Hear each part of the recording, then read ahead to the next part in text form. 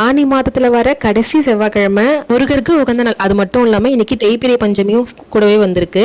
So அதுக்காக வாராகி அம்மனுக்காகவும் முருகருக்காகவும் சேர்த்தே அபிஷேகம் பண்ணி பூஜை பண்ணலான்னு சொல்லிட்டு இன்னைக்கு பிரம்ம முகூர்த்த டைமில் வாராகி அம்மனுக்கு விளக்கு போட்டுட்டு அதுக்கப்புறம் 6 to 7 ஒரே டைமில் முருகருக்கு அபிஷேகம் பண்ணி பூஜை பண்ணுறதுக்கு எல்லாத்தையுமே ரெடி பண்ணிட்டேன். ஃபர்ஸ்ட் பிரம்ம முகூர்த்த வேலையில் ஒரு 5 o'clock போல் வாராகி அம்மனுக்கு பஞ்சமி தாய் அவங்களுக்கு 5 அபிஷேகம் பண்ணியிருந்த பால் அபிஷேகம், மஞ்சள் அபிஷேகம், குங்கும அபிஷேகம், தேன் அபிஷேகம், கடைசியாக சந்தன அபிஷேகம் பண்ணிட்டு அதுக்கப்புறம் தனியாக முருகரை எடுத்து வச்சு முருகருக்கு பால் அபிஷேகம் பண்ணி தூப ஆராதனை எல்லாத்தையுமே காமிச்சிட்டு ரெடி பண்ணி வச்சுட்டேன். அதுக்கப்புறம் கொஞ்சம் டைம் ஆயிடுச்சு. அதுக்கப்புறம் கடகடன் மஞ்சள் குங்குமம்லாம் வச்சு அலங்காரம் பண்ணிட்டு பூ வச்சு அலங்காரம் பண்ணிட்டு அதுக்கப்புறமா வாராகி அம்மனுக்கு விளக்கு ஏற்றிட்டு அதுக்கப்புறம் வாசலில் கோலம் போட்டுட்டு வந்தோம்னா நம்ம முருகருக்கு 6 to 7 ஹோரை டைமில் பூஜை பண்ணுறதுக்கு டைம் கரெக்டாக இருக்கும். அதுக்காக வாசலில் கோலம் போட்டு விட்டுட்டேன். அதுக்கப்புறமா தான் வாசலில் 2 பக்கமும் விளக்கு ஏற்றிருந்தேன். வாசலில் ஒரு விளக்கு மட்டும்தான் காலையில் ஏற்றிருந்தேன். அதை எடுத்துட்டு 2 பக்கமும் விளக்கு ஏற்றிட்டு உள்ளே வந்து முருகருக்கு விளக்கு ஏற்றிட்டு நல்லபடியாக இன்னைக்கு வீடு ஃபுல்லாக சாம்பிராணி போட்டு சூப்பராக சாமி கும்பிட்டு முடிச்சாச்சு. இன்னைக்கு தேய்பிரை பஞ்சமி விட்டுறவே கூடாதுன்னு நினச்சா நல்லபடியாக பூஜை பண்ணி முடிச்சிட்டேன். ஏன்னா வளர்ப்பிறை பஞ்சமிக்கு